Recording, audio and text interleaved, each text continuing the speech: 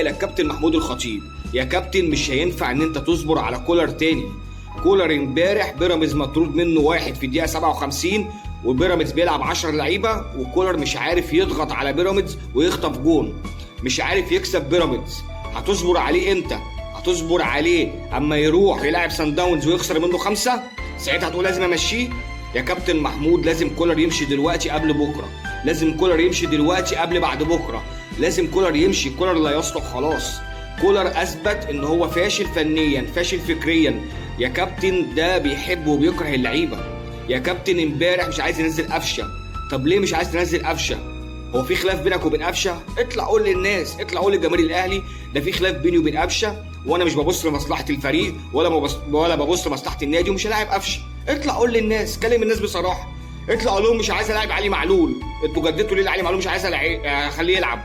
مع انك لو كنت امبارح نزلت علي معلول مثلا اديله حتى اخر 10 دقايق في الشوط الثاني كان ممكن عمل لك اوفر لاسامه ابو علي وكان ممكن تيجي جون. ممكن، ليه لا؟ ممكن 1% ممكن يعملها. مع علي معلول كسب النادي الاهلي كتير. قفشه صاحب القضيه ممكن كسب الاهلي كتير. ليه ما بتوظفش اللعيبه ديت؟ ليه يا كابتن كولر مصر تثبت ان انت فاشل؟ ليه يا كابتن محمود الخطيب مصر متمسك بكولر لحد وقتنا هذا؟ تقول ايه؟ لا انا هحكم على اخر الموسم. اخر الموسم ايه؟ ما اللبه واضحه، اللبه واضحه، الرؤيه واضحه. الراجل خلاص خلص. ما هي معروفه ان كل واحد مثلا كمدير فني او كلاعب ليه وقته، وبعد الوقت ده خلاص هو خلاص لا يصلح.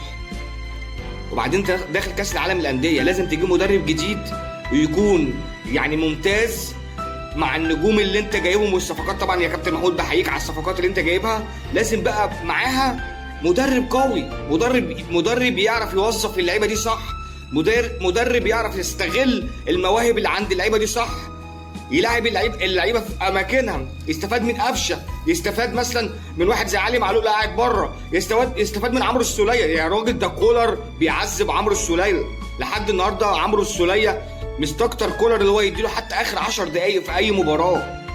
يا عم ارفع من روح المعنويه، حتى اعمل الصح. حتى ما دي خلي بالك ذنوب لعيبه. خلي بالك برضه هو اللي ضيع ايمن اشرف، هو اللي قاعد يقول لك احمد عبد القادر وحش، احمد عبد القادر وحش، واحمد عبد القادر سافر قطر ولعب مع نادي الوكره القطري وكسر الدنيا مع نادي الوكره القطري.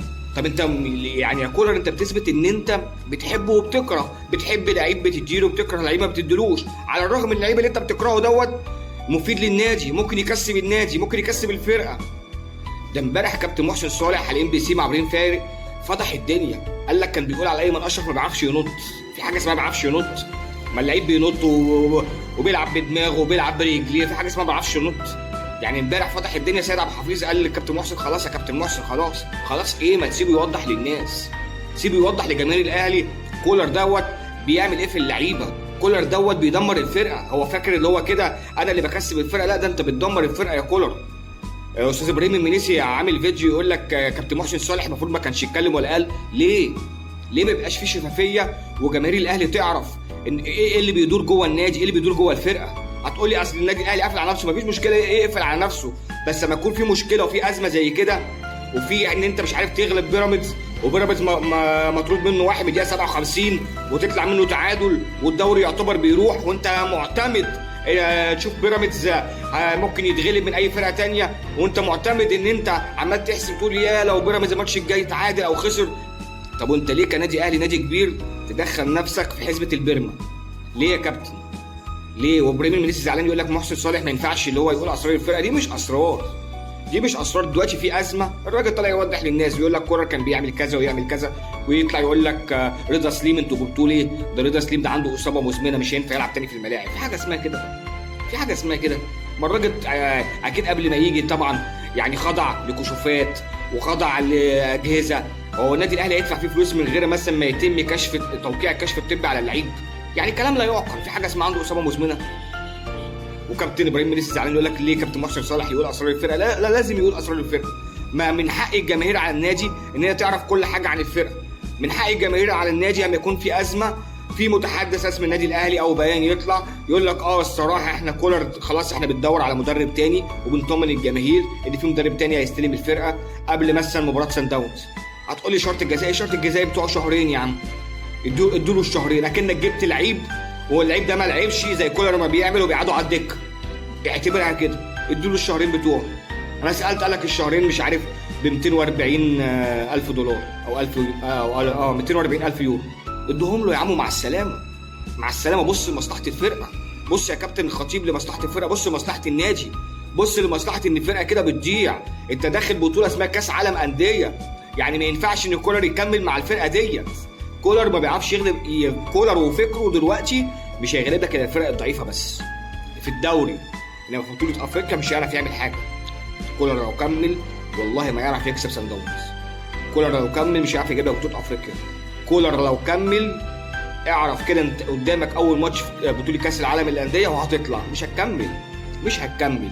الحل الوحيد شكرا يا كولر. اي نعم انت خدت بطولات مع النادي الاهلي، بس انت دلوقتي خلاص لا تصلح فنيا ولا تصلح فكريا. شكرا ونوجه لك الشكر، وادي شرط الجزاء بتاعك شهرين اهمت ومع السلامه. واجيب مدير فني يستحق ان هو يدرب النادي الاهلي، نادي البطولات، نادي الجماهير، النادي اللي هو جماهيره اتعودت ان هو يخش اي ماتش يكسبه. مش ان انا امبارح اتعادل مع بيراميدز، ان انا امبارح خسران بيراميدز واللعيبه والناس بره في المدرجات وقاعدين قدام التلفزيونات بيدعوا يقولوا يا رب يا رب يجي جون عشان خاطر اطلع تعادل. لا لا لا، مش النادي الاهلي اللي جماهيره تتمنى ان تطلع تعادل. النادي الاهلي جماهيره متعوده على المكسب، متعوده على البطولات. ده اللي احنا نعرفه يا كابتن محمود يا خطيب.